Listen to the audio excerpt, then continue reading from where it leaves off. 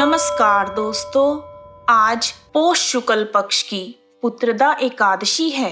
पुत्रदा एकादशी के अवसर पर मैं आप सभी के समक्ष पुत्रदा एकादशी की कथा प्रस्तुत कर रही हूँ। पुत्रदा एकादशी एक साल में 2 बार आती है।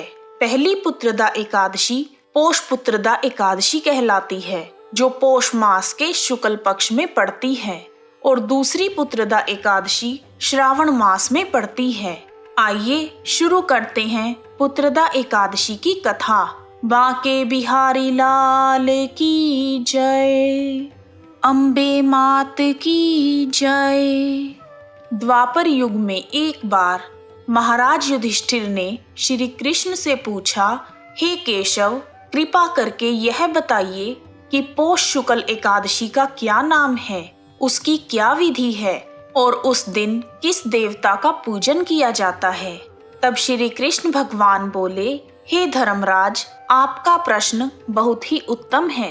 पौष मास के शुक्ल पक्ष की एकादशी का नाम पुत्रदा एकादशी है। यह सभी पापों को हरने वाली है। इसमें समस्त कामनाओं तथा सिद्धियों के दाता नारायण भगवान की पूजा की जाती है। इस समस्त संसार में पुत्रदा एकादशी के समान दूसरा कोई व्रत नहीं है। पुत्रदा एकादशी के पुण्य से मनुष्य तपस्वी, विद्वान और लक्ष्मीवान बनते हैं। पुत्रदा का अर्थ है पुत्र देने वाली, अर्थात यह व्रत निसंतान लोगों को संतान प्रदान करने वाला है।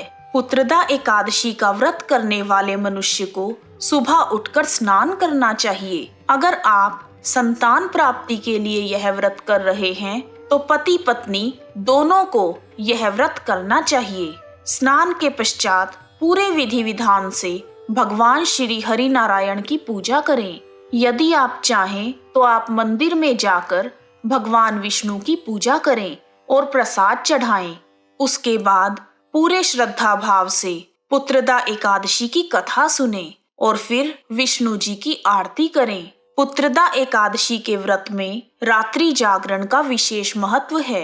हे राजन, अब मैं आपको पुत्रदा एकादशी के महात्म्य से जुड़ी कथा कहता हूँ। ध्यान पूर्वक सुनिए।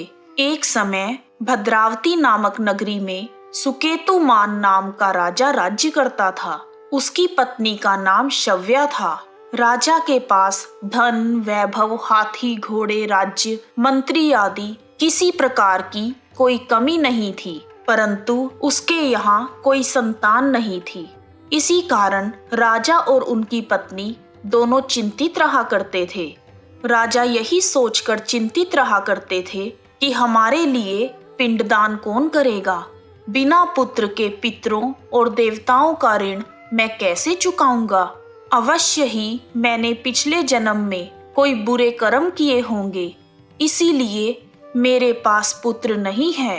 राजा को इस प्रकार चिंता में डूबा हुआ देखकर रानी शव्या भी हर समय चिंतित रहा करती थी।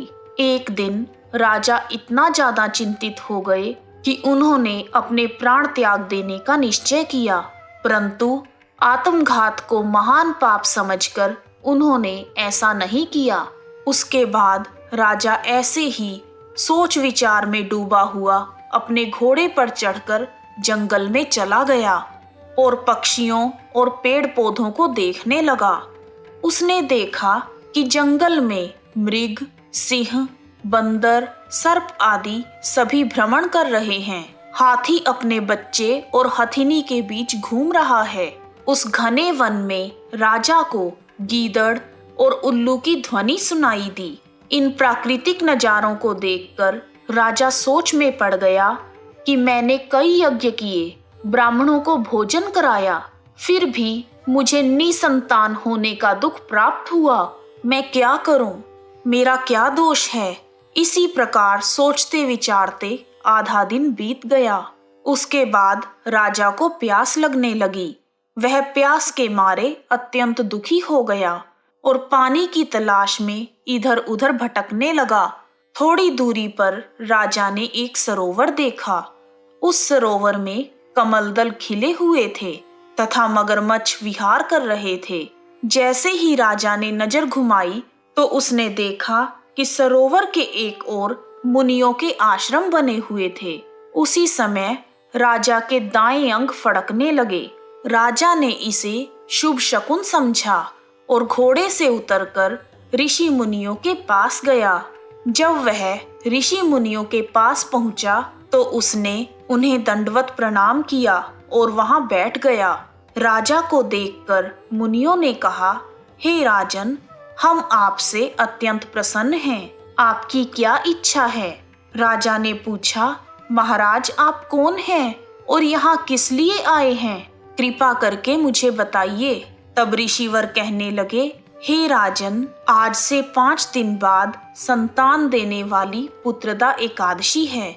हम विश्वदेव हैं और इस सरोवर में स्नान करने के लिए यहाँ आए हैं।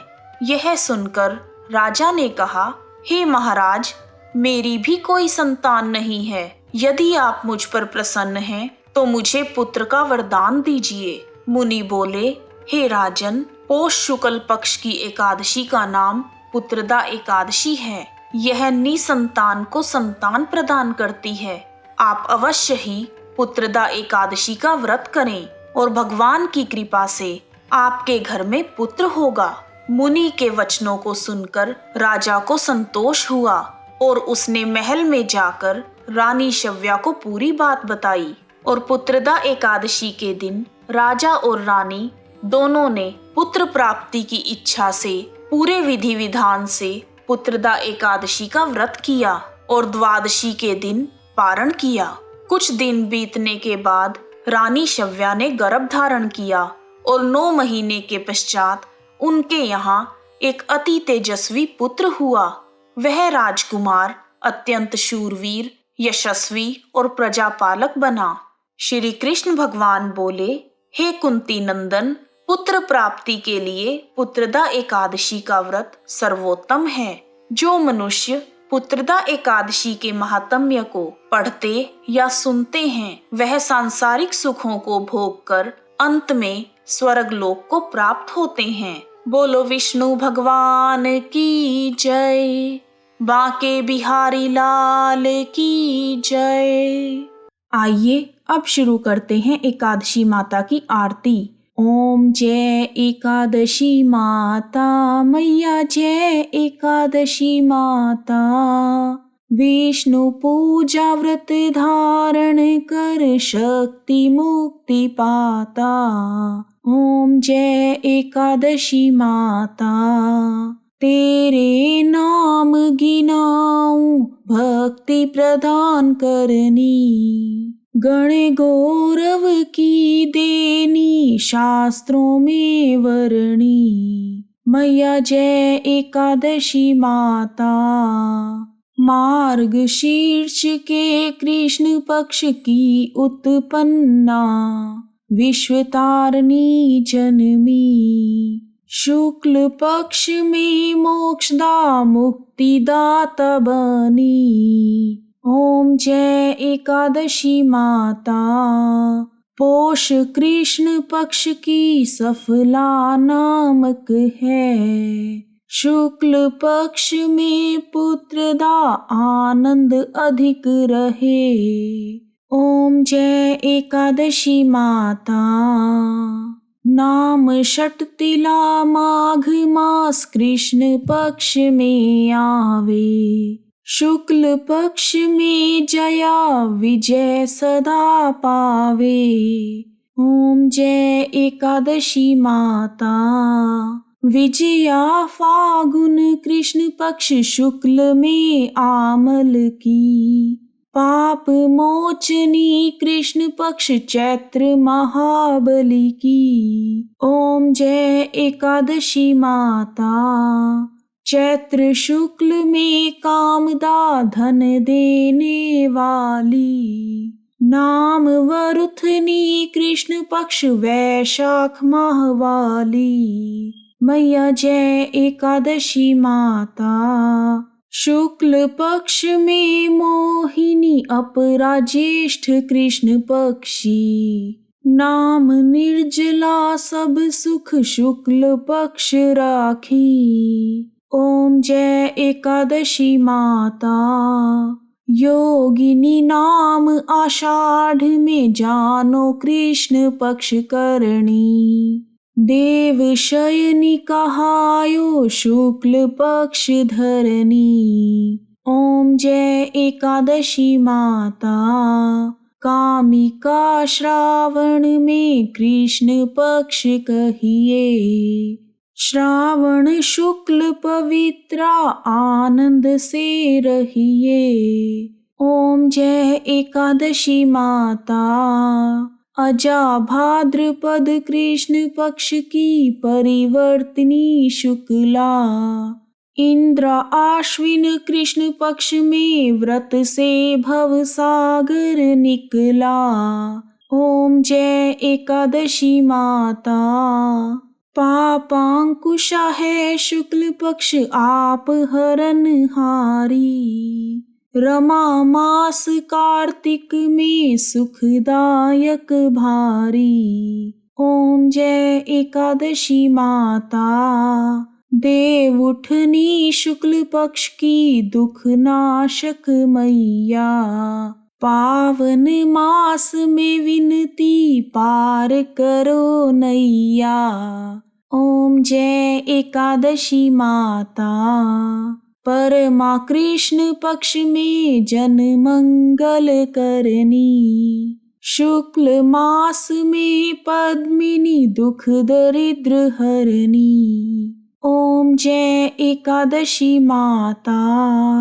एकादशी माता की आरती जो प्रेम से गावे। जन गुर दिता स्वर्गवासा निश्चय वह पावे। ओम जय एकादशी माता। जय एकादशी माता मैया जय एकादशी माता। श्री कृष्ण गोविंद हरे मुरारी। हे नाथ नारायण वासुदेवा। यदि आपको पुत्रदा एकादशी की कथा पसंद आई है तो कमेंट बॉक्स में जय श्री कृष्णा लिखना ना भूलें। आप सभी का हार्दिक धन्यवाद। जय श्री कृष्णा। जय माता दी।